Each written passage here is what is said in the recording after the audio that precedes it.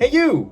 Thank you so much for tuning in for this week's episode of the Monday Nyquil Podcast Show. I'm your host, SlowpokeFelitos, bringing you guys episode 16 of season 3 of the Monday Nyquil Podcast Show. This individual right here went from average listener to now being a part of the Monday Nyquil Podcast Show. We have the one, the only, OnceUponaJoy stopping by this week's episode. And I gotta tell you, this episode alone has pulled the heartstrings of me. I'm almost shedding some tears due to the fact that Joy actually shares with us stories about her husband being deploying and then he having to take care of the little ones back at home and still trying to become a part-time streamer. And also the fact that having to deal with situations at her workspace where individuals come into her work thinking that she doesn't know anything about video games, when in fact that is far from that, when she plays horror games, adventure deciding, decision-making games, and a bunch of other stories that I would love for her to explain to you guys and tell in full detail.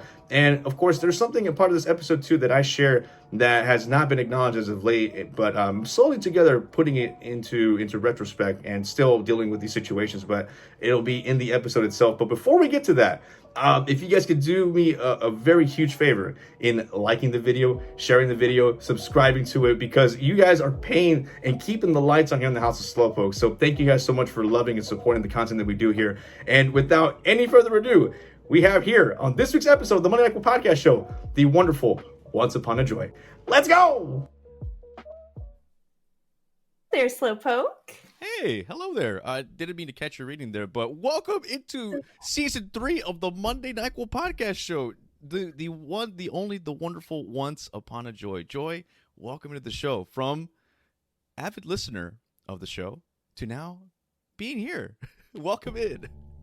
I'm so excited. Thank you so much for having me. And it's okay. I can continue my book later. Yeah, it's okay. I'll just much more important. I'll need a little bit. Right, yeah. I just need a little bit moment of your time, if here in the House of Slowpokes, if you don't mind to share a couple things here and there. I always have time for the House of Slowpoke. Sweet, man. Absolutely.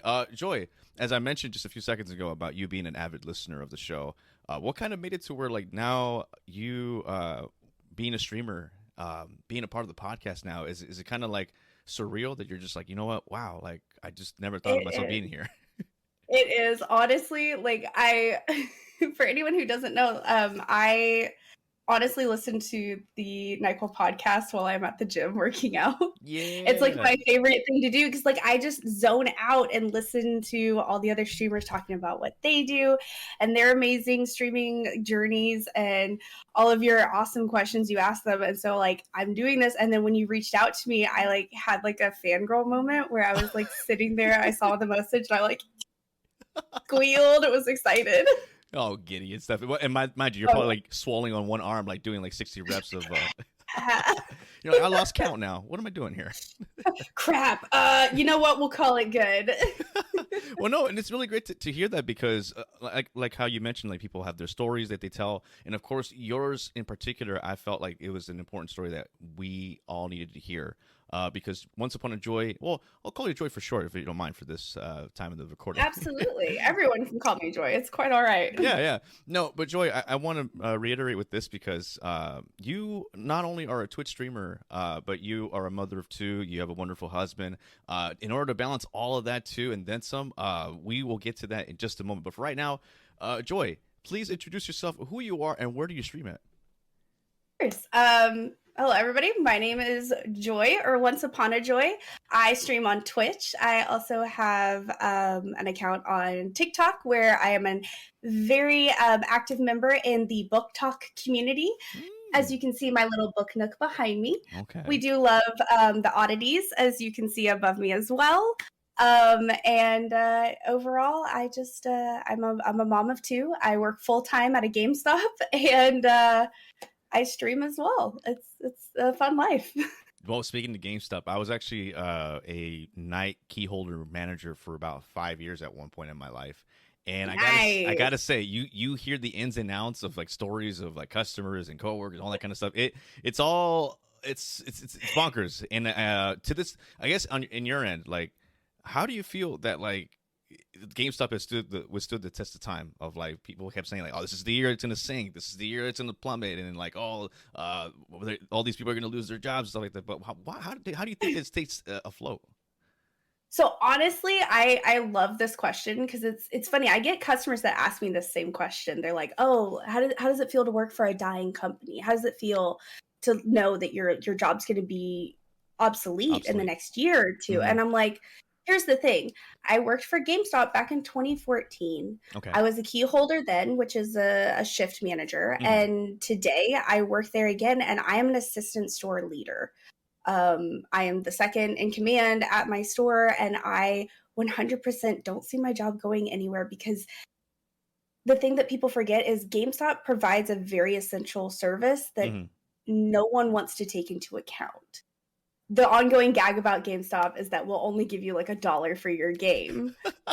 But with that being said, like GameStop takes your games, your accessories, your consoles, your smartphones, your watches, like all of these things, and we go and yes, we turned it around for profit, but we're providing a service to the gamers of like, hey, you just finished this game, good on you. What are you going to do with it? Oh, it's going to sit and collect dust, or you're going to throw it away. How about you bring it in and put that money towards your next game, because we know there's going to be a next game, right? And that's where GameStop is succeeding, is because they know games aren't going out of style. They're just getting better. They're getting a lot better. And even with these like digital consoles coming out and people being like, digital's the way to go. Okay, what are you going to do when there's a power surge?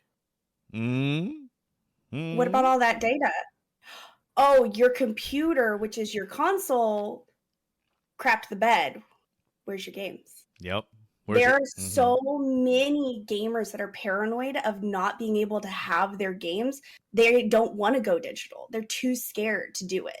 It's almost like nostalgia too. It's nostalgia too, like collecting discs and stuff like that too. Oh, and I love how you mentioned about the whole buying back the games and stuff. If you can really like put yourself out there, where like, picture this, like, there's a couple GameStop stores here and there that take all the games and phones and whatnot. Yeah. They're oversaturated with a bunch of like stock that they have, back catalogs of like these used games and stuff like that. So of course you're gonna get somewhat not a decent like what you paid for in the beginning, but you're still getting something better than nothing. And then it's getting again, how you mentioned, it's going to be put towards different games or whatnot. And then from there you start your own collection. Then you want to read back and sell, and that's how they make a profit. Oh, absolutely. And my big thing is like I enjoy my job. I love my job. I love going to work. I work for long hours. My feet hurt by the end of it. But I don't leave upset that I have this job, because it's a job where I know that, customers are going to come in. They're going to get upset that they gave me Call of Duty, Cold War, and I'm giving them like $2 for it. Right. But when I take the time and explain to them, hey, listen, this game came out when? Okay, great. You've had it for how long? The moment you open that game, the value starts depreciating.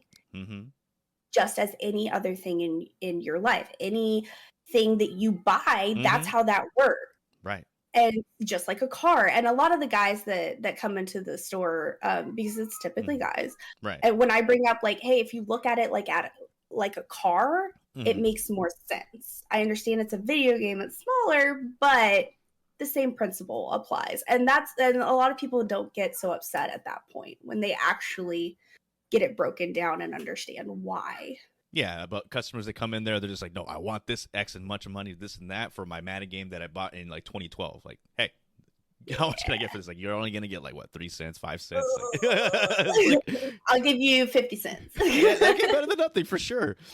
Speaking of which, though, working at GameStop, like, I did not capitalize this when I worked at GameStop, where I wish that I had, started streaming a little bit earlier over on Twitch. And you being that streamer over on Twitch, working there at a GameStop, does that make a difference with your coworkers or when people come by? They're like, hey, aren't you that streamer? Yeah, actually it does. And it's kind of weird. No, it's awesome. It's crazy. I actually had, when I first started working there, they put me in the PC section because obviously me having that knowledge of the streaming world and whatnot, I was able to give more insight for the customers. Right. So I'd have customers come in and they'd be like, "Oh yeah, I'm looking for like a microphone." And they'd be like weird about wanting to ask me, and I'm like, okay, yeah, like absolutely. I have this microphone. I've used this microphone. Here's why I don't use this one. And they sit there, and I've had customers be like, why do you know this? How? Why? And I'm like, well, first off, I work at GameStop. I'm required to know this stuff. But also, like, I stream, so I understand. And then I've given my handle out a couple of places. Mhm. Obviously, like, I have to follow certain policies with GameStop, and I Absolutely. do. Mhm. But then, like, I've had customers like join in on my streams and being like, "Oh my god, like, you're just as crazy on stream as you are at work." And I'm like, yeah. Yeah, that's me. And then they come back in and they bring their friends in and they're like, "Oh, I watched her stream the other day. Right. It was pretty cool. Like, she did shots on stream. It was pretty cool." Like, all And of you're this like, kind of no, stuff. I didn't. Like, No. I'm just like, it is what it is. Yeah. I'm not doing shots here, but it is what it is. Outside life is just, that's that. You separate that from your work. Absolutely. But I've been able to help a lot of other like streamers here where I'm at. Oh, cool. And I've had like small streamers come in and they come directly to me because they now know that I am the streamer that is at GameStop that they can come and talk to. And so they talk to me about their equipment or their OBS, and I do the best I can because I'm not the greatest at that. But with what knowledge I do have, I try and spread and help others as much as I can. Yeah, tech savvy to a certain degree. And I love how you mentioned the whole aspect of like the headset example where like, hey, I know this and that and I can help you out. And the customer is like stunned, like, how do you know all this? Do you ever get that feeling where like either when you're streaming or like when you talk to people about like, yeah, I game and stuff like that, do you kind of get that harsh criticism like, oh, you're just a girl and all that kind of stuff? And it's unfortunately it's a stigma that like we to this day I cannot understand in 2022 that we still have that stigma of like, oh, like girls can't play games, they're just over here just to put on the microphone and the webcam and to jump on a pool or something like that, you know what I mean? And like that's gotta like irritate you as well too, right? Well, so it has changed. Wait, opposite. It has changed. No, you're right. You're right. Okay, I'm about to say like no, Slowpoke, you're completely correct. When I worked the first time at GameStop, it was a lot worse then. It's kind of changed. The dynamic has kind of changed the second time round. The first time round, I would have customers come in that blatantly would be like, I'd ask them how I could help them, and they would straight up look at me and be like, I need Call of Duty. And I'm like, awesome, what platform? Damn. And they're like, the green case, the green one. And I'm like, God. I want to give you the blue one just to spite you. I want to give you the blue one just to spite you. But it's one of those, it is a stigma. And things have gotten better. Now it's more of like guys come in and I say, oh, I play games, and they go, you play Animal Crossing? You play Mario Kart? Oh, that's cute. That's cute. And you're over here playing horror games. And I'm playing horror games, screaming, freaking out, and crying at video games because of the story. Like, right.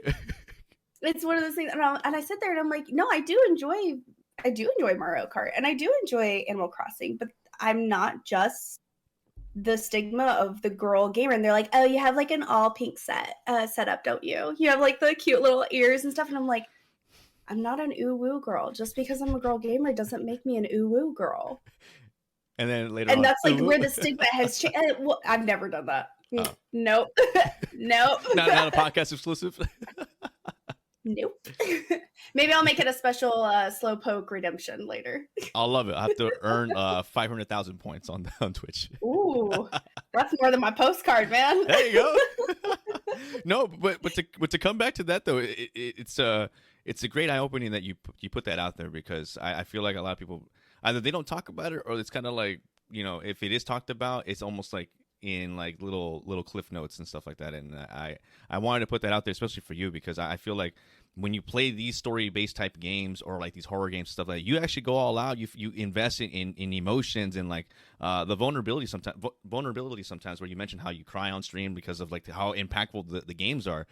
Tell me what games have gotten you really emotional in that? And is it the horror games or like just games in general? So actually, none of the horror games I've played have made me cry. Mm-hmm. I get scared and I scream and I wake my kids up. But the horror games have never made me cry. It's actually the story-based games, which is what I brand myself as. I don't say that I'm a variety streamer, really. Mm-hmm. I very specifically play games that have a story because I want to be involved in that. I love books. Mm-hmm. And a book that can make me feel and cry is the best book to me. And I have that same philosophy when it comes to video games. Mm-hmm. And so when I have someone new come in and they're like, "Oh my God, like, what do you play?" I literally sit there and go, "Hey, I never claimed to be good at games, but I love them." Okay. So, because the big stigma is if you are a girl gamer, you're either an ooh-woo girl Mm-hmm. or you're actually really freaking good at games. You like those are the only two categories it seems to be these days. And I'm like, I Mm-hmm. don't fit either of those. Mm-hmm. I'm making my own category. There you go. Breaking grounds. Nice. Like, I do not claim to be good. We all know I suck at puzzle games, and I will struggle with a puzzle game for an hour, and I will drop so many F-bombs, and I will lose my mind. But when we finally get through it, there's going to be a freaking party happening because I'm going to be so excited. Yeah, when it comes to those puzzle games, dude, like when in doubt, YouTube it. It really, really helps out. Dude, I need to start doing that, but I got like a pride thing going of like figuring it out on my own. Okay, well, does the chat come into play though when they offer their assistance? Okay, absolutely. I love backseating, and I know a lot of streamers don't. I thrive on it especially when I'm stuck on those puzzle kinds of things. If someone in chat's like, "Hey, like I know the answer. Do you want some help?" I'm like, "Oh my God, yes, please save me." Like at this point, save me. Right. Save me, save the stream, save chat. Like I'm begging you. So it's one of those things that like when we're playing those games, I don't have that mindset of like I have to be the best. I am fully diving into the story or like the lore that is in the game. And yeah, it's funny. I played Stream had a vote on Twitter and on Instagram and in my Discord of what game to play, and Detroit Become Human had won. Ah, okay. And I sobbed like a baby on stream. That emotional? It was that emotional. Well, because it's one of those choice games, and I love those games. The choices you make change the story. So no one gameplay is going to be the same, typically. Right. It's really hard to get like the exact same gameplay each round. So the replay value is just amazing too. And those are the games that I'm like super passionate about. Those ones are just they get you riled up. Huh? Yes. But I literally played this game not ready. Everyone in chat was like, "No one is backseating you this time. Absolutely not." And I was like, "But like you can," and they're like, "No, we have to see what happens." Whoa. It was weird. It was super weird. And then like I got to where the thing happened that ended up making, I don't want to spoil anything. I got to a point where the thing happened that something happened and it crushed my soul because it had been like my mantra this entire playthrough of this game to try and reach this one goal, and it got shattered right in front of me. And you just completely lost it. And I lost it. I'm pretty sure there's a clip somewhere of like my makeup just running down my face. No. I was so upset. And everyone in chat was like losing their minds. And they were like, "Joy, it's okay. Like, you're okay." I was like, but no, but no. I had a goal and I didn't reach it, and then this happened and then this happened and things started spiraling, and then it became like this funny thing that like my community made it almost like a challenge to recommend the next game that would make me cry. Right. So like my community has become this amazing full of these people that want to be just as enthralled and just as emotionally invested in these games as I am. Right. And so it's an amazing thing to do that kind of gameplay and get to that level of like I can't 360 no scope, but I can make you feel what I feel. Very impactful, and that's almost a unique thing that a streamer that one is striving to be a streamer, where getting that connection with their viewers, with the chat, where you're able to almost meet them halfway with your emotions and stuff, and captivating them. And you know, I've suggested plenty of times where like, hey, yo, if you're playing The Walking Dead, the Telltale series, where you're making the decisions of who lives and who dies and all that kind of stuff, bring your boxes of tissues. That right there, Joy. Oh, you got it right there. Very good. You made me. It's all because of you that I actually have a box of tissues now. It was only because of fair warning. Like The Walking Dead, especially how you mentioned about these story-based type of games. The Walking Dead Season 1 has been one of the very few games that have made me cry. Sobbed. And I kind of wish I could replay it again. I kind of, I don't know spoilers or whatnot, but there's a significant character that ends up dying, and it's even talking about right now. I'm like, I'm trying not to. Dude, my eyes. I'm like, it's too soon. It's too soon. Oh yeah. Well, you have been playing this recently. At the time of this recording, you were playing like the whole series. I believe it's like already gone like 4 seasons or 5 seasons now. Yeah, I have the last season to do, and I'm actually taking a quick break before doing the last season. Okay. We're playing Alice Return to Madness right now, which was an original 360 game with amazing graphics. Oh my God. No one really talks about that game. It's so underrated. So good. It needed so much more hype than it got, and that's kind of like part of the reason I'm playing it is because it needs more hype than it actually got, and I need other people to get excited about it with me because it was just it's amazing. Absolutely amazing. That game was just ahead of its time, and for those that don't know, if you would like to elaborate on that, it's based on the lore of Alice in Wonderland, correct? Yes. Okay. So this one is based on the original story of Alice. Alice, her Wonderland was created in her mind, and we all know this. But the original American McGee, Brothers Grimm, essentially storyline of it is she's in an asylum. She went mad after her family died in front of her, and she couldn't cope. What? So Wonderland was a traumatic response to what she encountered. And the brain does that. It's the coolest. The brain is the craziest organ ever. If you guys ever y'all just pop in my chat and just ask me to talk about that, and I will go for hours. But your brain can only handle so much stimulants, and for her, the traumatic experience was too much, so it closed down what it couldn't process. Oh man. And instead brought it and distorted her memory into something that she could process. Hence Wonderland, the Mad Hatter with a tea party, a caterpillar that likes to get high and give life advice.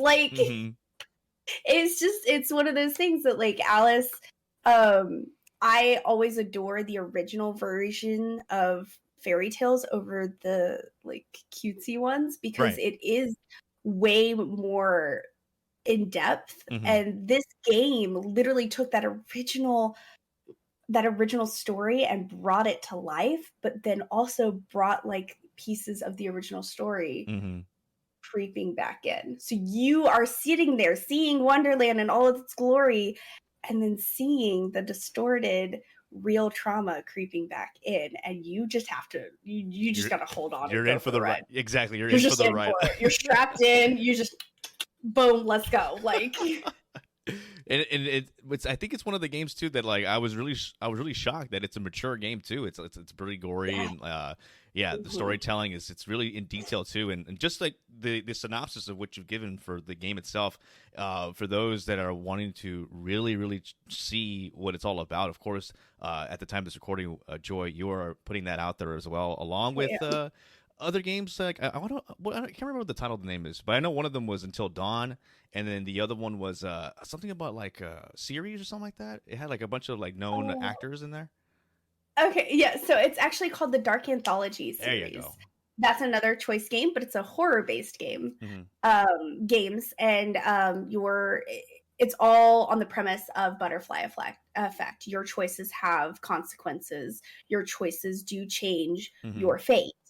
And I love that. So the Dark Anthologies, it consists of Man of Medan, Little Hope, and House of Ashes, which came out this past fall. And so I've played those. The next one to come into the gameplay is called The Quarry. Okay. But it's actually a sequel to Until Dawn, which was the one that was about the monsters that go bump in the night. Currently, we only have one main game because we're doing something a little different on my stream now. Okay. We reached a follower goal, and I dyed my hair blue. And that was 300 followers. Congratulations on breaking the 300 follower ceiling. Thank you. Now my next goal is 5, and we've got great incentives for that too. I'm so excited about my community. So we've started doing cosplay on Sundays. Okay. And I'm calling it cosplay on a budget because once I dyed my hair blue, everyone was like, oh my God, you should do like a Jinx cosplay. Oh my God, will you do a Jinx cosplay? Can you do a Jinx cosplay? Mm-hmm. And I'm like, listen, I don't play League. If I play Sweaty League with my friends, I am support and I will protect you, but I will not attack. Okay. I'm not good at it.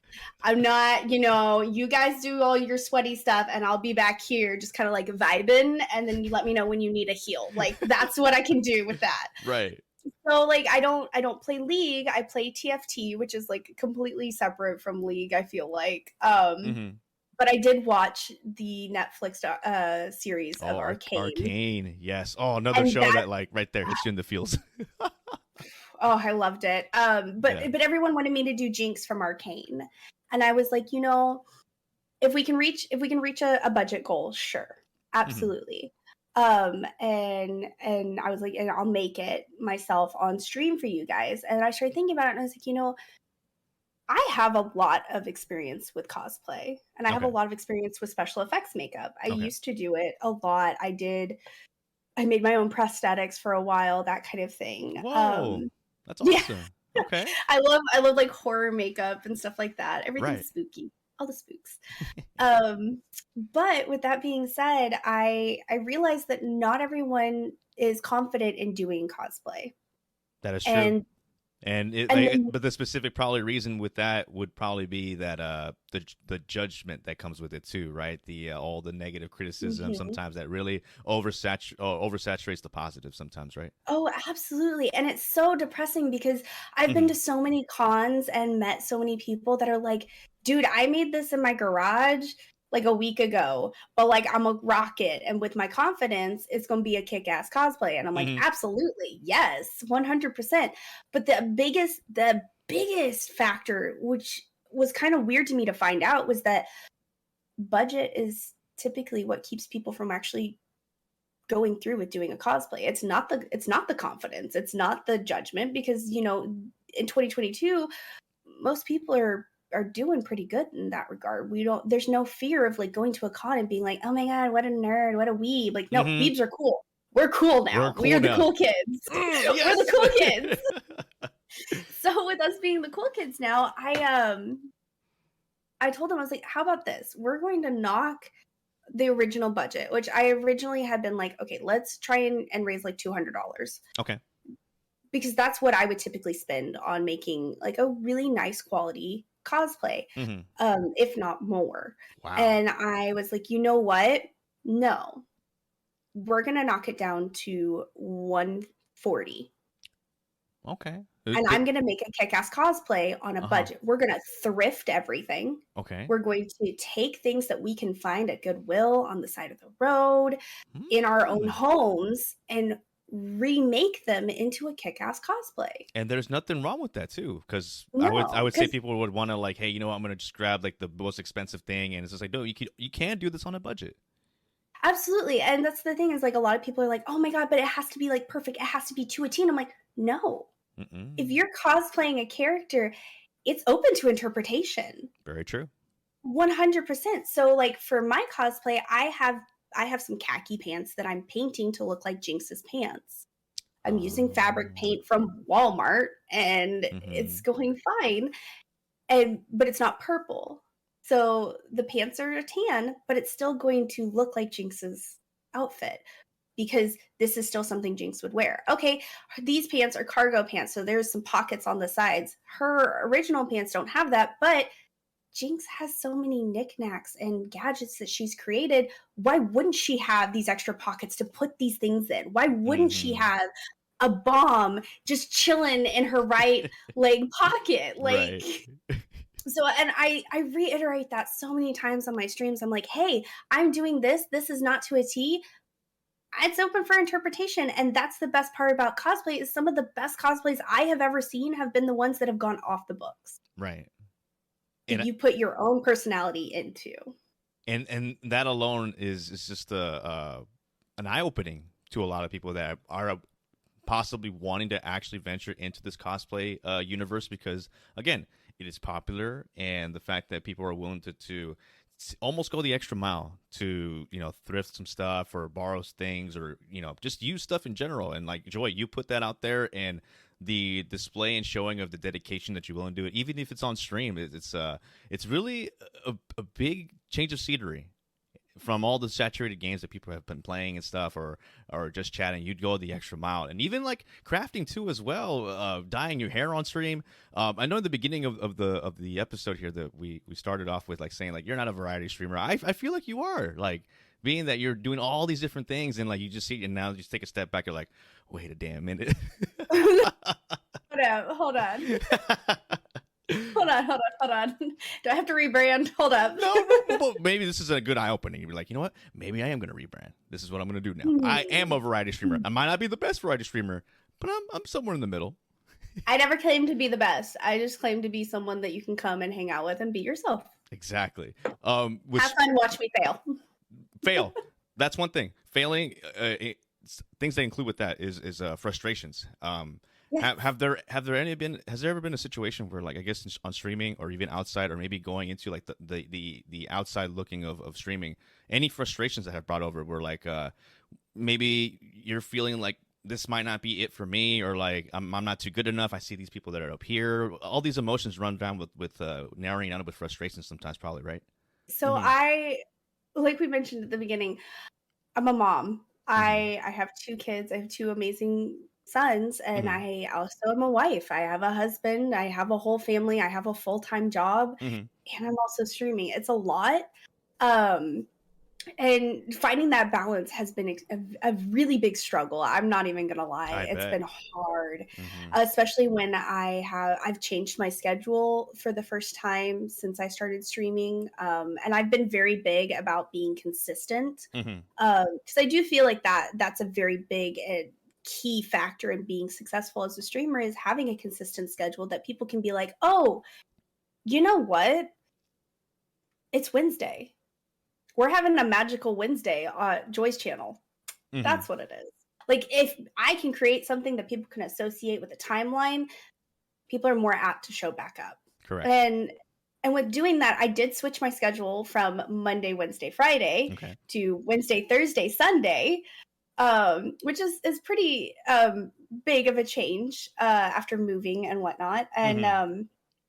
And I have found that there have been a few times ever since then, you know, with my husband, his job, he's in the Army. Okay. And with his job, he does leave a lot, and he does have to go do things, and there's deployments and there's trainings and stuff like that. And if a deployment comes up, which, you know, we are aware that one is coming up, it's a matter of me being like, okay, so I've got to get this XYZ ready for when he's gone, for the kids and for our regular lives and for my work. And then I think I like sat down, I started thinking about streaming. I'm like, oh man, damn, I'm not going to stop streaming, but this means that I might have to change my schedule again, or I might have to include my kids some more. And anyone that's been on my stream knows that my kids do come in.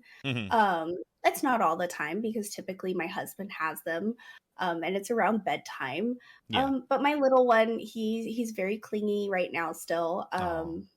Bless his heart. But you know, my community, I had thought about stopping for a while there, because I wasn't sure how I was going to be able to balance it all and still be able to be the mom that I want to be for my kids, and the wife that I want to be for my husband. But My husband has been so amazingly supportive. It's insane. The amount of support he's given me to continue Mm-hmm.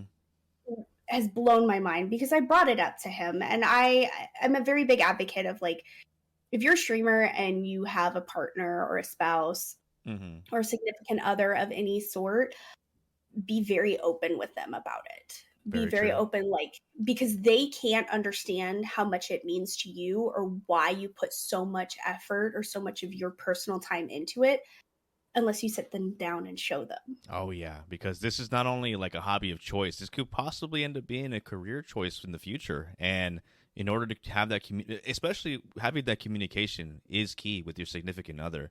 Yep. If I can share with you, Yeah, I've absolutely. let it kind of fell through the cracks with my former relationship where like it was it got to the point where I was devoting a lot of streaming time, and like the things that come up with the social media aspects, or the fact that like the timing of wanting to devote to creating like these skits or promos and stuff like that, that all adds up, and it's just like where when your significant other goes, hey, like that amount of passion, that amount of like timing that you're willing to devote for streaming, why can't you do that for us? And that really it hurts a lot, and I feel the pain of not only just balancing your relationship wise with your husband, but the fact that you're having to balance it with your children and stuff like that, and trying to make time for your work and everything.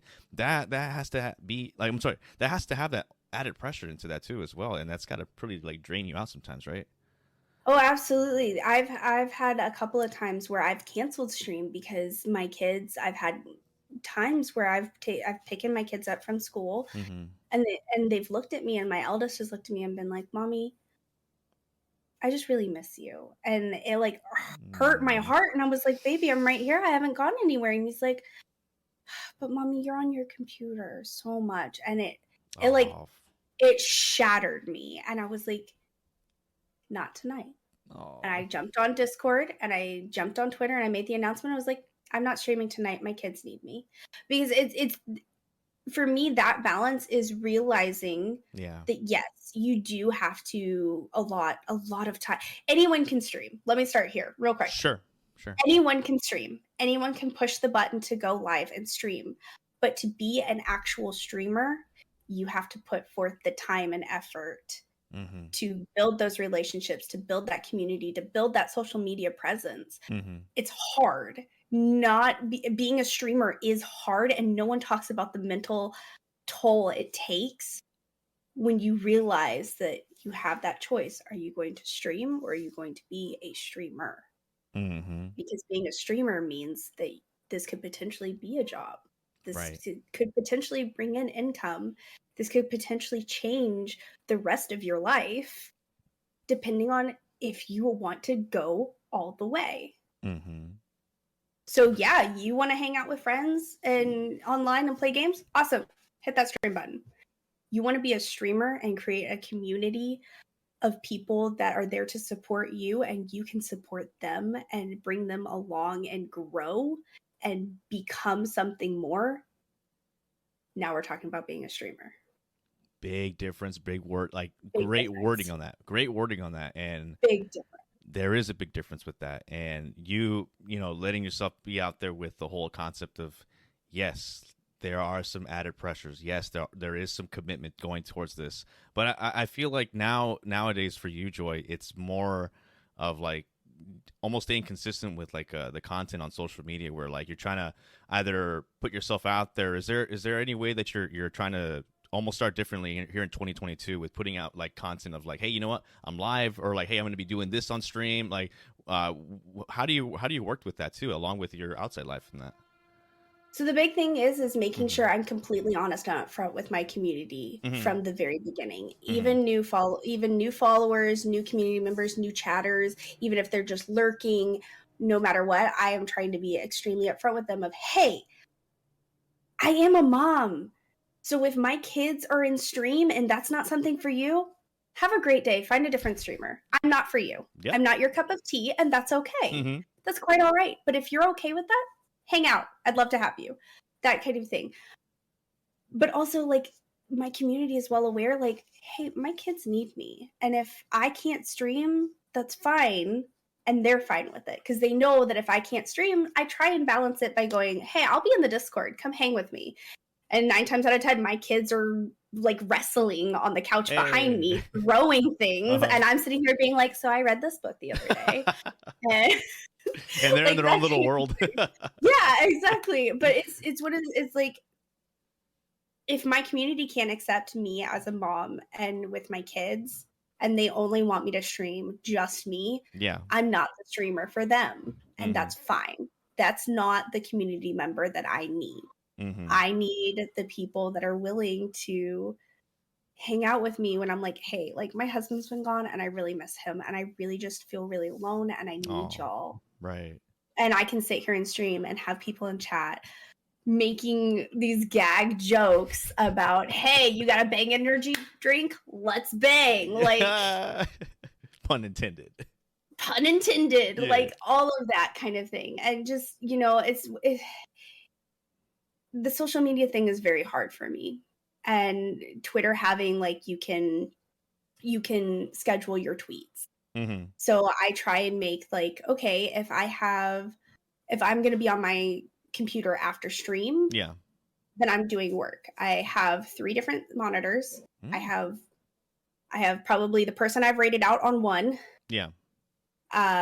Discord on another, and then my other one has like tabs of TikTok, Twitter, YouTube, whatever it is that I'm using as resources or any programs I'm working on currently, because I'm constantly having tech issues. Okay.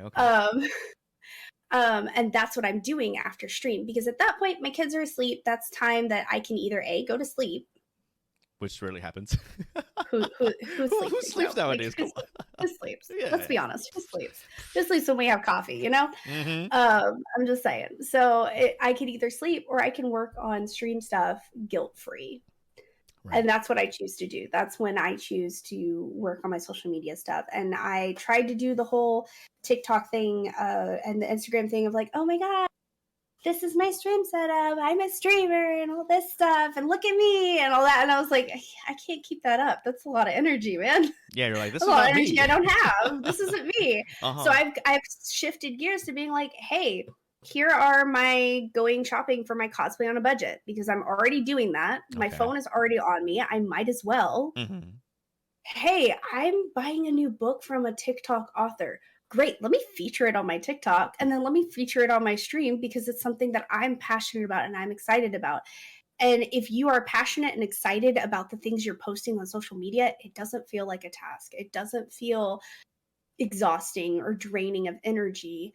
And you're gonna attract the people with that same energy. Yes. And I'm a big believer of that. And I'm glad that you point that out there, because attracting people that are going to be part of what you're doing in whatever it is that you're putting on stream, has that ever scared you at one point where you're just like, this might not be for people that probably have joined me from the beginning and they're probably going to be losing them after a while because of what I'm putting out there now? Yes. Actually, 100%, because I initially when I started back up, I was being very cautious about it. I wasn't being super true to myself. I was being very like, okay, hey, like, how are you? Customer service time. Let's do it that way. Like very that kind of thing. And I actually ended up having a really long and amazing conversation with another streamer. Shady Joker, if you know him.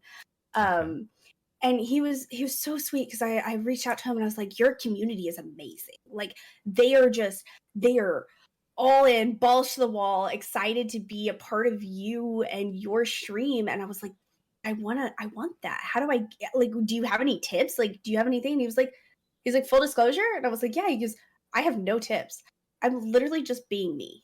He's like, I'm not faking anything. I'm not like all this stuff. He's like, that's exhausting. And I don't have that extra time or energy to put into that. He's like, I got social anxiety and all this kind of stuff. And he's like, it causes anxieties and that kind of thing. And I was like, dude, me too. Dude, me too. Dude, are you espresso depresso? I'm espresso depresso. Like less depresso, more espresso. More espresso. Yes. So he told me those things, and I was like, you know what? Okay, all right. And he was like, you have to be ready that you might lose people. You might not, you as a whole might not be everyone's cup of tea, and that's okay. So I do now have redemptions that I wasn't ever going to put. I had wanted to from the beginning, didn't do. Now I have. If it's something I want to do, I'm doing it. So I have a show me an oddity redemption, and I show off my taxidermied stuff and my weird things that I've collected because those are things I'm passionate about and I love. And I have crystal showcase because I love crystals because I'm that crazy lady. Yeah. And I've got the book nook, and I've got that's only part of the story. And you give me a couple of different numbers, I go and pick a book. I go to that shelf, I pick a book, and then I open to that page and we read part of that page on stream. And if it piques your interest, I'll put the link in the description so that then you guys are able to read it too. Like, doing these little changes, I have been more happy with me and with stream, and it's reflective. Right. My numbers have gone up. I'm getting more and more people that are coming in and being like, oh snap, like, Joy's got another book over there. Is that a smut book? And I'm like, pull up my chair. How long you got? How long you got shut up the book? Like that kind of thing. And I have lost a couple of people. I have. And it's one of those things I prepared myself for. I've had people, I had a couple of followers from back in 2014 when I first streamed. Yeah. That came back and they're like, oh my God, like, you're streaming? I didn't know. And I was like, well, I did take a break and I'm here. I took like a 4-year break, but I'm here. And they're like, oh my God, you're so different than you were then. And I'm like, I hope that's good. In a good way, yes. I was like, because if it's good, different in my eyes, I hope it's good, different in your eyes. But if it's not, that's okay. I'm no longer your cup of tea. I know you mentioned your oddities and stuff. And what are those, by the way? Like, not that I've ever seen it or heard of them before. It's just like you're the unique person on stream that have ever presented those. And so I would love to tap into a little bit more on that. And I know you're getting pretty giddy about it too. Like, yes. Okay, so I have a couple of different oddities, and I do warn people when it is redeemed that, like, hey, if this is not something that you like, if you are disturbed by dead animals specifically or insects, go take a break. Come back. Right. Because some people it is a little squeamish for some people, and I get that. But for me, I see it as a second chance at the animal, insect, or whatever it is, life, to bring knowledge to others or to be something beautiful even after it's gone. Yeah. I don't see it as like, oh, it's dead. Like, yeah, it's dead, but look at how crazy this creature was. And guess what this creature used to be known for when it was alive? Like, that's my thought process behind it. So, like, I do have things like you can see right there, my moths. Sure. Those are called Atticus atlas moths. Okay. And they're some of the biggest moths on Earth. Wow. Fun fact. They're really cool. Fun fact. But I got these guys because none of them are perfect. There's some imperfection of each of them. And I love them for it. And that's kind of like my whole thing is like, it's weird, it's odd, but I love it because it's not perfect. And is it almost like symbolic, where like it almost for you to say, like, you know what, I'm not perfect, but hey, I'm still put together. Absolutely. To a certain degree. But yeah, so like I have these moths, but I also have this shelf over here that I have wet specimens. And when I say that, most people make that face, Slowpoke, of like, I didn't try to be judgmental. I'm just like, wait, it's the first time I'm hearing that. No, it's fine. They just are like, it's a wet. It's a wet. That's what I get a lot of. And it's called a wet specimen because it is a preserved animal in fluid. That's why it's called that. Oh, that is So like, interesting. and I have I've names never heard for that before, man. That's pretty interesting. I'm really intrigued. Wow. Yeah, so I have a baby octopus, and I have a monitor Nile lizard, Wow. which are both babies. Right. They both died in adolescence, and they're all ethically sourced. The monitor lizard came from a zoo in Kansas City, Missouri. Okay. That unfortunately it got sick and died. Hmm. Didn't get to full growth because the monitor lizards get really big. Yeah. But that guy's him's is little, but he's my bigger specimen that I have currently. His name's Monty. Oh, cute name. and then I have a baby octopus, and his name is Cute Thulu. Yeah. So I have Cute Thulu, Monty, and then I have a little minx skull as well. I've got a deer skull here that I put foliage around to bring it like some beauty to it.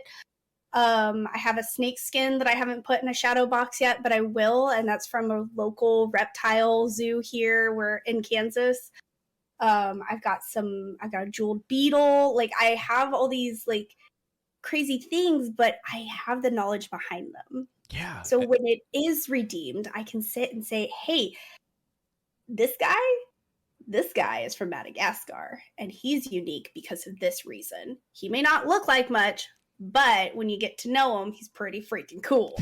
Like, the knowledge is there. I may not look like much, but I'm pretty freaking cool. The knowledge is there, and I'm really astonished with this like information. We're like, again, this is what I tell you. Like, you are a variety of different things, whether it's not even streaming related, all the hobbies and the collection stuff.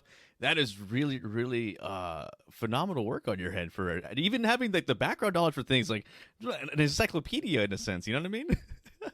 I mean, I feel like if I'm going to have these things, and if I'm willing to share it on the internet, I need to have the information to back it up. Right. Like, I don't want to sit here and have these redemptions or these things and not have a reason why they add value, essentially. Going back to a season 2 streamer who you had on here, Lifehack, I've had so many tech talks with him about my streaming things, and one of the things that he said to me that stuck with me like Shady was, what are you putting on your stream that provides value? What is valuable to you? What is giving that, oh, I need this kind of thing, kind of niche in a way that others aren't, or that your viewers can come and go, oh my God, yes, give me more. I need more. So like, yeah, I've got my oddities, but I have my crystals, and I may, like, for crystal redemption, I may go, hey, I have crystal. This is what it's called. This is where you can find it. And this is what its healing properties, or it's known to be good to have around your house for. That kind of thing, whether you believe it or not, that's fine.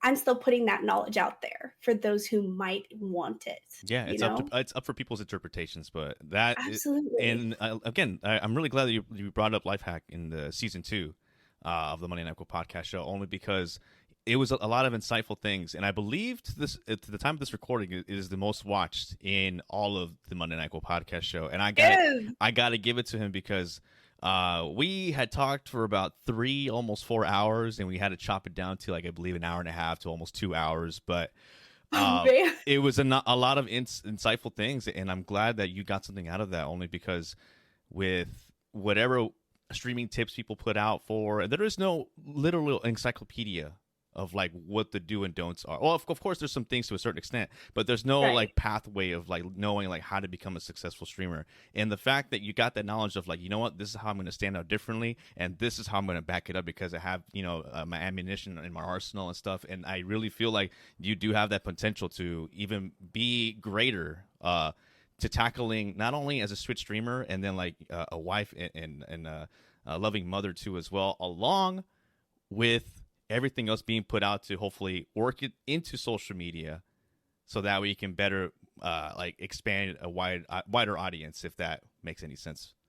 Oh, absolutely. And that's my big thing is I we hit the 300 recently, and I was Right. really, really excited about it because it was something that I was like, holy crap, like Mhm. this isn't just 300 rando people. This is 300 people that I have personally had a chance to get to know, each and every single one of them. Mhm. It's not like these people come into my stream and I'm like, oh, hey, how you doing?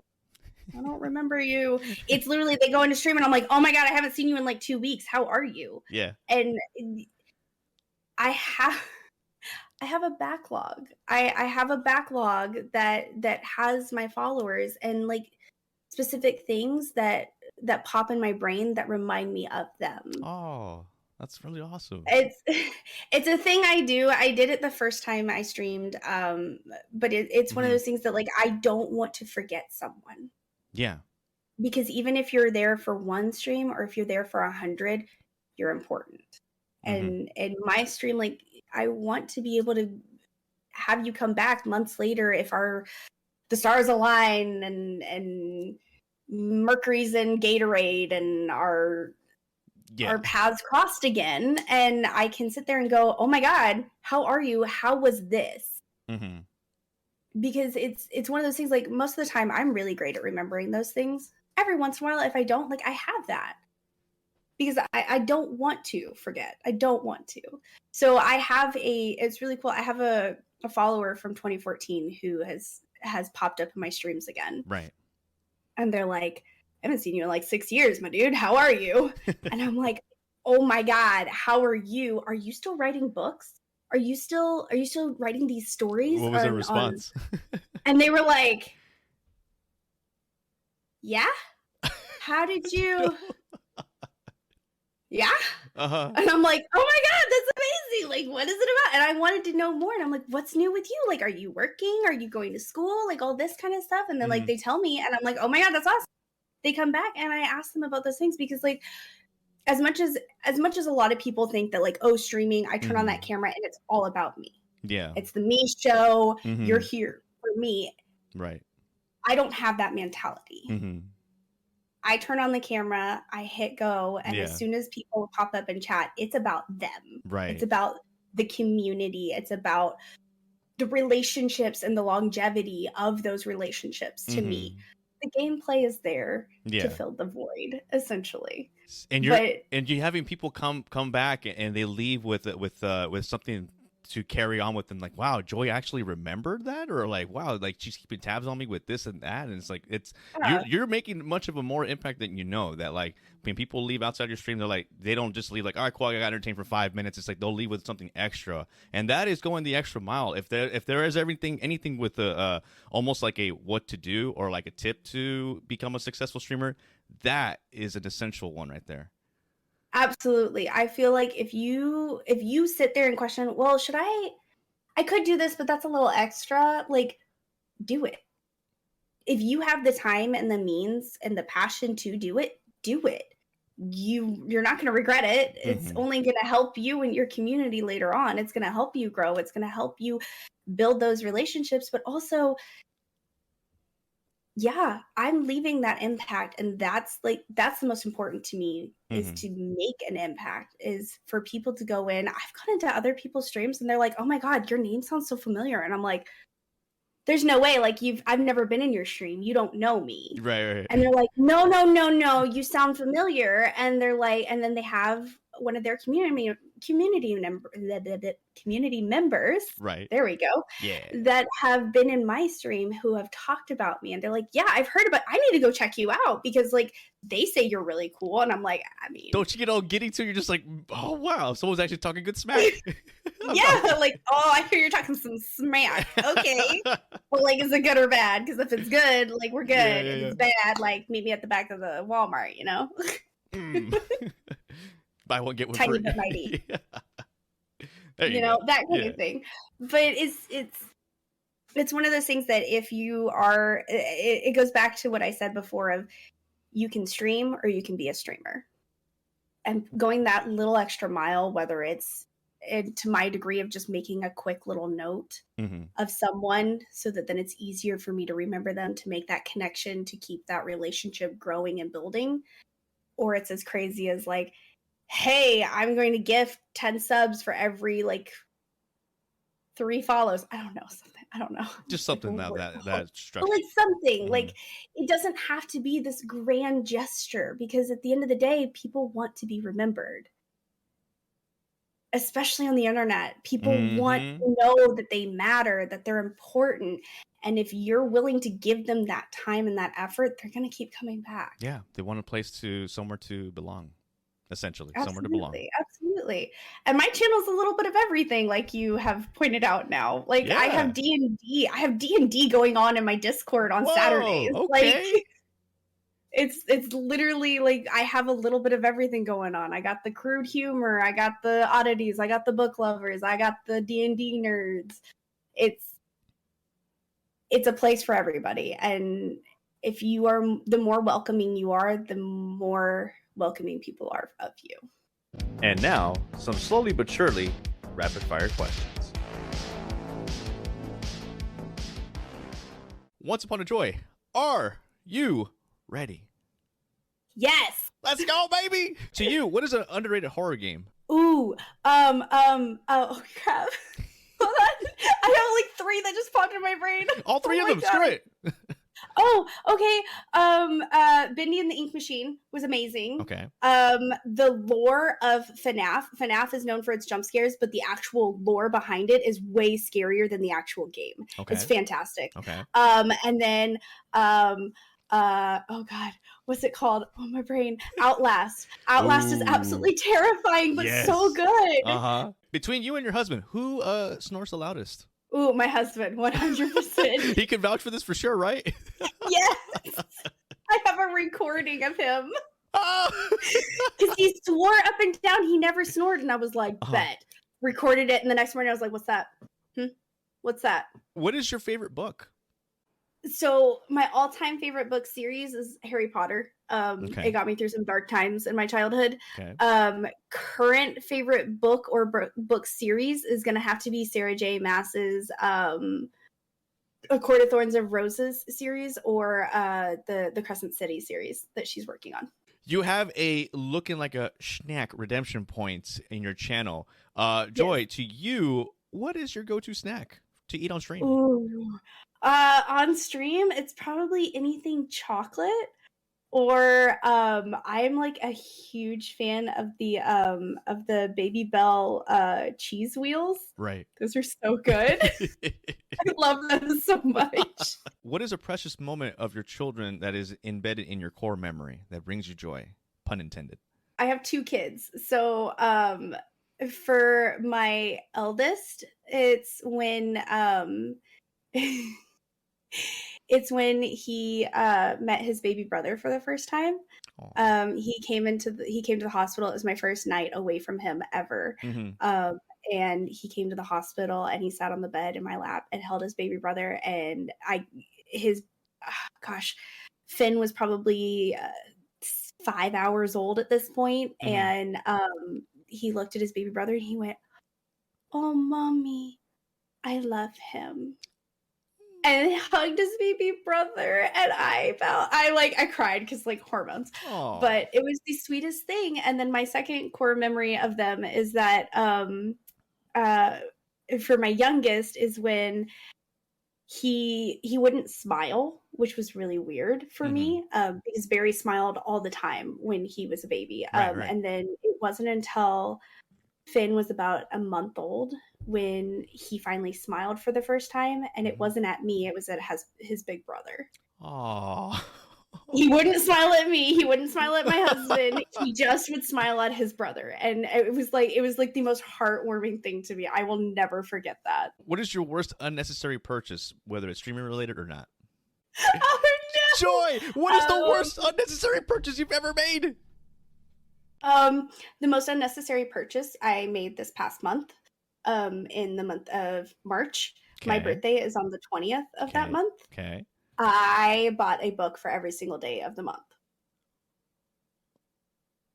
What? You did what? I bought 31 books. I spent over $300.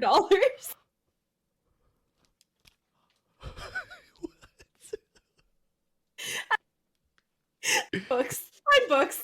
On books. Books. As we're winding down here on the Monday Nyquil Podcast Show, Joy, having you here in season 3 has been, pun intended, joyful here, having you. Like, I'm truly blown away from your story, and a lot of the topics that we talked about have been really heavy. And so what I wanted to follow up with that was with the mental health aspects of you being a streamer here. Has it ever gotten to the point where you might feel like this isn't it for you, or like, you know, you want to take this as a business, but it's not, you know, steady with the income, or like maybe you just don't feel like you're up there quite yet with other streamers in comparisons and stuff? In short, yes. In long, Mhm. absolutely. I suffer from severe anxiety, and I do have depression, and it's something that I am very open about, because I feel like if I, as someone that's on the internet, voices like, hey, I deal with this every day, I can help relate to others and bring more awareness to others as well. And so I do make the joke of espresso depresso, or like I'm a sad burrito or a sad panda today kind of thing.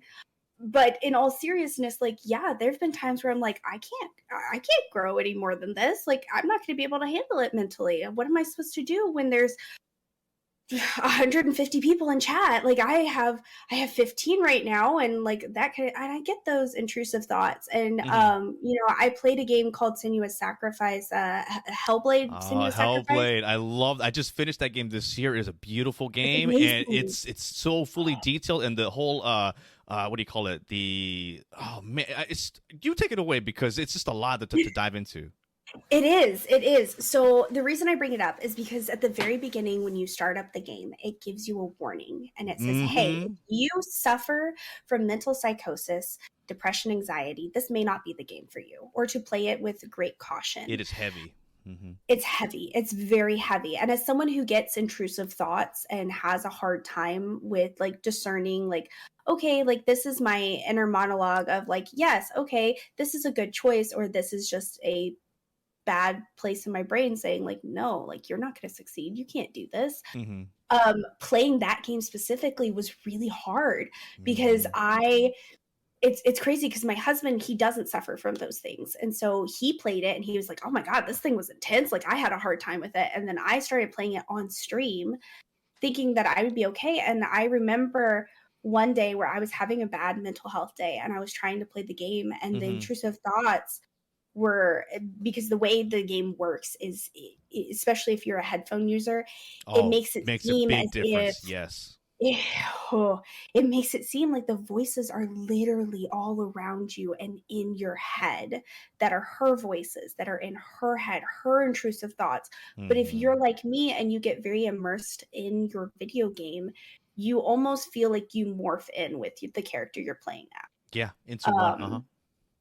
And for me that day, that was really hard, because her intrusive thoughts lined up with mine.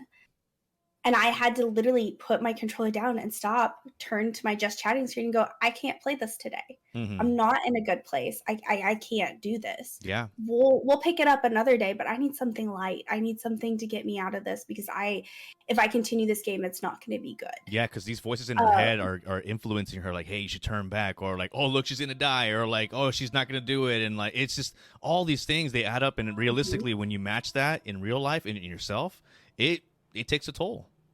It does. And it was that stream that made me realize, like, as shitty as that was, I can use this. I can use this as a chance to like show people like, hey, streamers have mental health issues too. Yeah. We're still human. We're still real people that we sit there, and while we're excited to see you guys, like, that doesn't mean that my heart isn't racing from the anxiety attack that's just looming over my shoulder. That doesn't mean that I'm not sitting here going, oh my God, did I respond to their message fast enough? Are they okay? Like, do they think I care? Do they know that I care? Do they know that I'm prioritizing them? Are they going to come back? Are they going to want to see what I have planned for the next few days? Do they like those kind of things? And it spirals. It's literally a spiral. And so it's crazy, because I don't get many negative people in my chat. I very, very rarely, and I've been very blessed in that regard of not really getting any hate raids or any like negative people. I've had a couple come in that have been negative because I'll be sitting talking to my community and not playing the game necessarily, and they're like, get back to the gameplay, and I'm like, oh my god, yes, like I will. Yeah. But I'm going to keep addressing this first. And it's been a really big I had to make that mental shift of, no, my community is my priority, Mm-hmm. not the game. Yeah, and when you mentioned about people coming by to talk that schmack, has it ever involved with your children being there? Because I know for people that are kind of known to your streams, you're openly okay with having your children in the back because of course like they need their mom time too as well. And if it has to be during streaming, so be it. They're gonna watch you play or they're gonna just kick back and chill. Has it ever gotten to the point where people have gotten like, hey, this is probably you should probably be having them on there, or the criticism of like, like this isn't like parenting 101 and stuff like that? Has it ever gotten to you into your head about that? It has, and it actually did one time. I played a Plague's Tale, and it was a great game, but it was during a time that my youngest was having a really hard time with sleeping. Okay. And so he came and he would sit in my lap and I'd be playing, and I was playing this boss and I was cussing because I do openly cuss on my stream. I am a sailor. I don't hide it. And I had a chatter be like, wow, you talk like that in front of your kids? You realize your kid can hear you, right? Like, that's a bad mom choice. And like straight up called me a bad mom. And for a little bit, like for a minute there, it did take me aback. And I was like, what? I'm not a bad mom. My words don't make me a bad mom. Yeah. No. And I took that opportunity and I saw it. I was like, I can take this opportunity to address it now because it's going to be a thing. Yeah, I know that. And I accepted that when I realized that my kids would be in stream, but also like, if I'm being 100% myself on stream, I cuss in front of my kids. My kids know this. My eldest is like, Mommy, can I say that word? And I'm like, no, but here's why. You can say that word if, and then I give him stipulations because I'm not against that. It's a word. Right. The only negative power you give it is what you give it. So if I'm sitting here using it as a way to express my frustration, why should I tell my kid he can't do the same? Right. So for me, my parenting style is that no, like they're going to hear it at school. They're going to hear it on the bus. They're going to hear it at the store. They're going to hear it on TV. They're going to hear it on the radio. So what difference does it make if they hear it from me? And I love how you elaborated with I can explain it. Right. And I love how you elaborated with the whole aspect of like, let me explain to you why it's bad, or let me explain to you where you can use it at what situations. And really the people do take that out of context where they just hear it, they just hop on a stream. They had so happen to have, your child there next to you and then your cuss and stuff like that. And they don't understand the aspect. They had just barely tune in. If they got to know you a little bit more, and if they got to understand, maybe read the rules and regulations on your about section, or like just having to ask somebody else, like, hey, or whisper them, like, hey, is this okay? Does she normally do this? And have either moderators explain it. And again, you don't really have to explain yourself. You know what I mean? You know, at the end of the day, that you're a great mom, and you go above and beyond at times. Like, yes, some more than others, but you're there again. Along with like not having a book on streaming, there's no book for how to parenting and stuff. So that is essentially having a great example in that way. Absolutely. And it was one of those things that like I explained to her and I was like, listen, like if this is something that does make you uncomfortable and you don't like that, then I love that you were here for the amount of time you were. Maybe you should look into some other streamers, because I don't take it personally if someone's like, oh my God, like I can't stand you doing that. I'm like, okay, then don't. You have that choice. That is your choice ultimately, to watch me or to not. And it sucked because I did do that. And she was like, oh my God, like that was so well put. And like, I never thought about it that way and all those things. And she's like, thank you. And I was like, you're welcome. But then I did get off stream and I held my kid and I sat there and I was like, I hope you don't think I'm a bad mom for the words that I say. Oh, like it still hits you. It does hit you, because I do still suffer from that. I do still have to sit there and go, no, what I'm doing is justified, and I am being the best parent that I can be for my kids, and I see nothing wrong with this. But those intrusive thoughts still happen. They still come in. They still make me question things. And I have those moments where I'm like, oh God, can I make this into a business? Could I make this a job? Could I make this a career kind of thing? And you know, like looping all the way back, like, yeah, I can. I know I can. I see my own potential. Mm-hmm. My friends have pointed it out to me. My community has pointed it out to me. I see that I can do these things. There's always going to be that looming anxiety monster Yes. that's trying to pull me back. Mm-hmm. And it's me. I found that setting goals have helped me with that. So like the next step in like making this more of a business thing is to like release merch. Okay, I know people that have released merch way sooner than I have and have done great with it. I made my goal that I wouldn't release merch until I hit 500 followers. Okay. We're at just So halfway there. we're almost there. Yep. We're actually getting close, which is crazy. So I have like these designs that I've sat and I've spent time on, that I've made. It's ready. It's there. Like I just have to reach that goal. And then, you know, I like moved it and I was like, okay, so like merch at 450, at 500, I'll get a tattoo. Okay. And I'll live stream it. Like Hey! I have these goals. Like I will live stream getting a tattoo and the community will help decide what tattoo I get. Right. And then, you know, I'm going to do a giveaway. I'm going to like have a 12-hour stream, which is a big commitment for me. Because that literally means that I'm taking one of my only free days off from work to be on stream in the entire day. Mm-hmm. And you know, someone had been like, well, why is it not a 24-hour? Why wouldn't you do it? First off, 24 hours are so taxing on a streamer. It's almost cruel in my mind. Oh man. I think they're cruel for the streamer in my mind, because you're not going to be able to sit there for 24 hours with the streamer. That is very true. That's very that true. streamer has to put that energy for 24 hours, but you're only going to be there for 3. Mm-hmm. And that's hard. It puts a lot on the plate for that said streamer. You know, being there for 24 hours and like the exhaustion, the mentality of like trying to be able to stay afloat with like not having. I guess a cop out with that would be sleeping, and it's just like, well, you're here to entertain, and like, you know, that's kind of a little bit of a cop out and stuff. But 24 hours, I agree with like maybe 12 hours or something like that would be kind of doable. Yeah, I have no problem with doing a 12-hour stream, because I could do that first thing in the morning, get my coffee, we can hang out in jammies all day, kick it, have a complete schedule of like, all right, from this time, I'm playing this game. From this time to this time, it's community time playing this game. From this time to this time, we're doing this. Like, I can set that. 24 hours is too much, and especially for me. Yeah. I can't speak for all streamers, because I know that a lot of streamers do enjoy their 24 hours. They love giving that incentives. To which, like, power to you. I can't do that. I don't have the mental capacity to.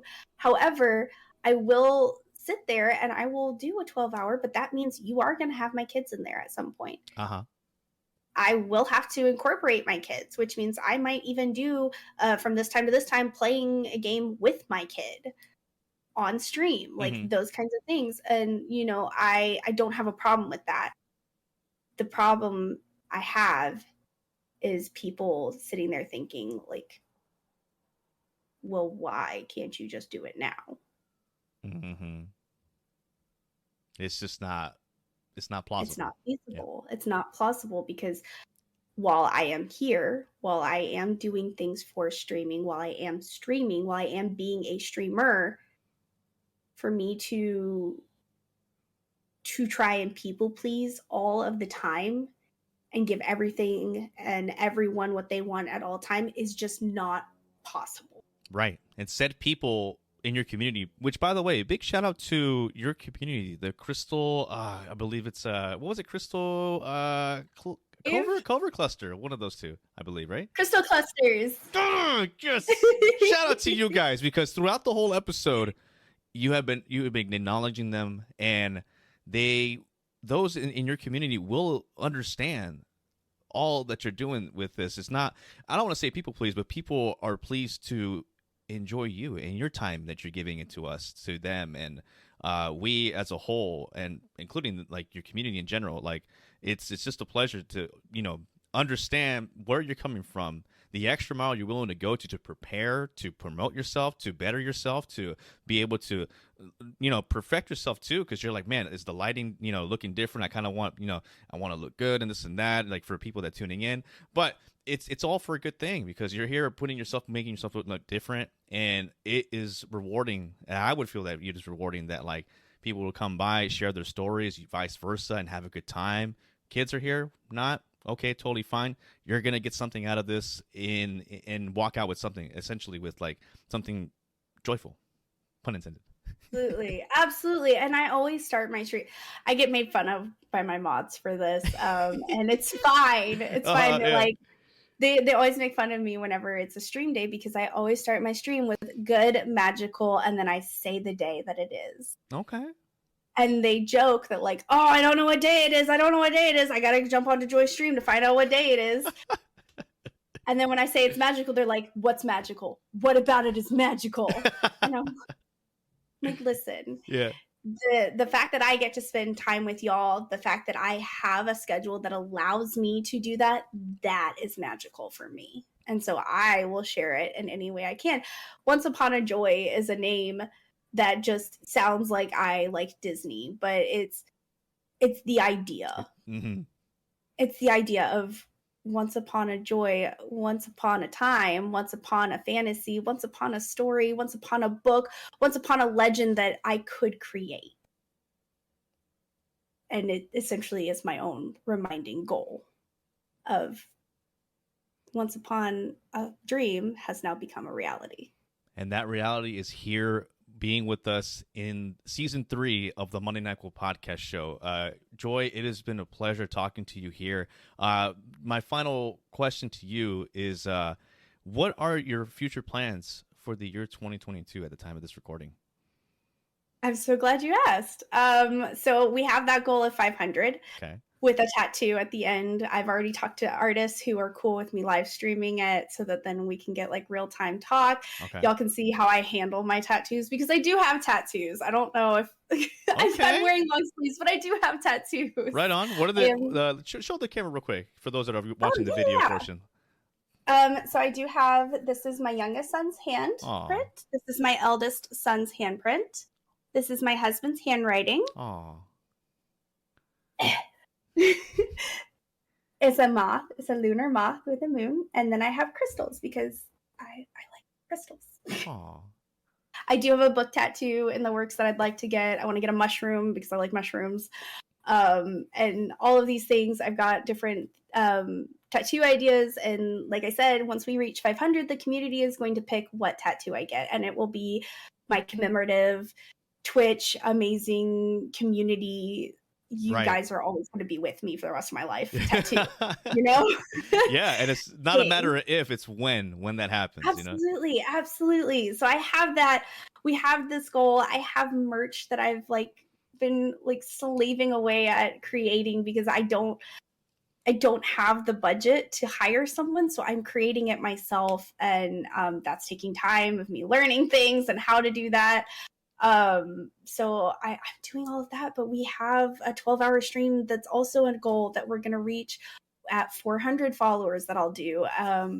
We have collabs in the works that I'm working on trying to get set up. We've got games that I have listed out that are going to be released. I mentioned the Quarry earlier as the Until Dawn sequel. I am so freaking excited about that. We have the second Sinuous Sacrifice. We have the second Plague's Tale. Those are all coming out this year. And overall, we're still doing D&D in my Discord. We have the Book Nook. I'm starting the book club in my Discord also. We have so much happening in 2022, and I am so thoroughly excited about it. So much more. And from so much more. From avid listener to finally being here, Joy, it has been wonderful to have you here and to share your story. I honestly, there are moments where I wanted to tear up in a happy way, because a lot of these things, this is why I love doing these podcast episodes or show in general with streamers. And even if it's not streamers related, it could be DJs, costume players, whatever it is that they're popular or they're known for.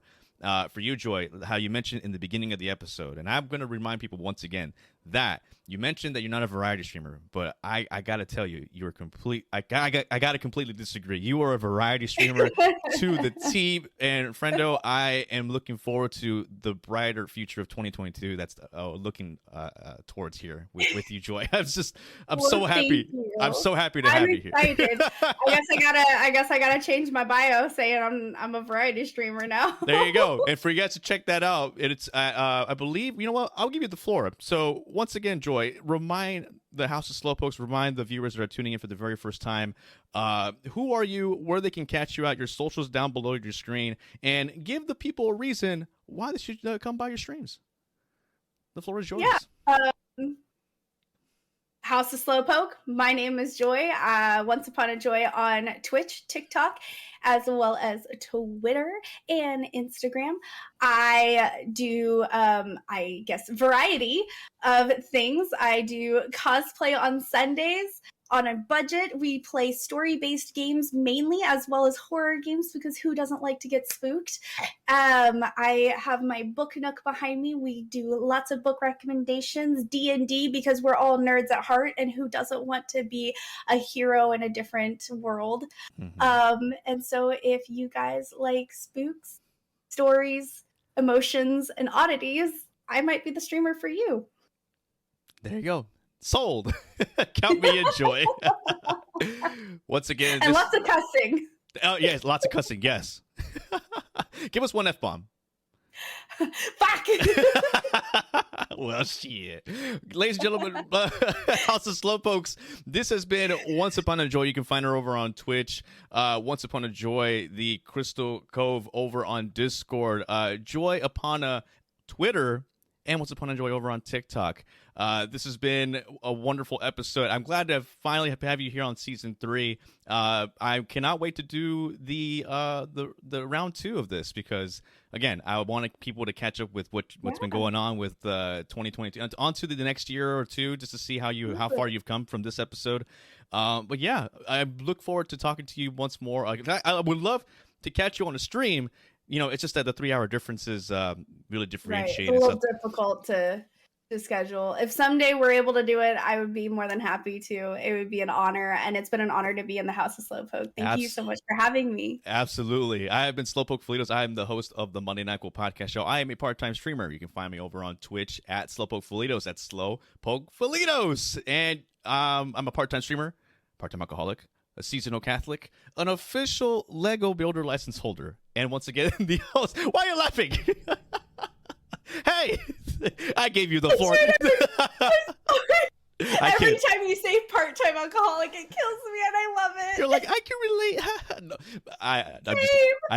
I kid. So once again, guys, my name is SlowpokeFelitos. I'm a part-time streamer, part-time alcoholic, a seasonal Catholic, an official Lego Builder license holder, and the host of the Monday Nyquil Podcast Show over here on YouTube and on Spotify as well, for the audio portions coming soon. Thank you all so much for tuning in here. Please, if you like what you're seeing, hit the like button, share it, subscribe. It keeps the lights on here in the House of Slowpokes. This has been OnceUponaJoy. Thank you so much, guys, and we'll catch you guys next time.